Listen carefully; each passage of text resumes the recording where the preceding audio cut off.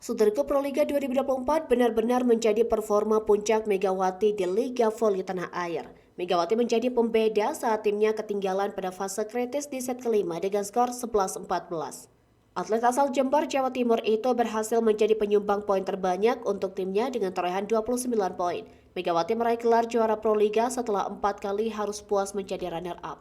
Namun penampilan penuh Megawati pada laga final baru terjadi pada 2 musim terakhir Proliga 2023 dan 2024. Musim lalu Megawati sudah menjadi pilihan utama pada posisi spiker di Jakarta Pertamina Fast Run. Adapun 3 raihan runner-up lainnya pada tahun 2016, 2017, dan 2019. Tetapi Megawati belum menjadi pilihan spiker utama dalam timnya.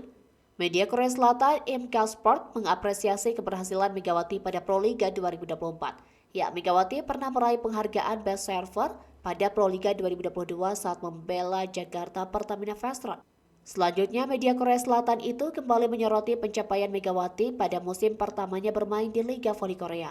Megawati langsung mencuri perhatian karena memiliki catatan yang mengesankan pada musim 2023-2024 bersama Daejeon Juwaja Respak. Setelah Proliga 2024, Megawati akan bersiap untuk kembali bergabung bersama Respak. Megawati dijadwalkan akan kembali bertolak ke negeri Gingseng pada bulan Agustus untuk mempersiapkan Liga Voli Korea musim 2024-2025 yang akan mulai bergulir pada bulan Oktober mendatang.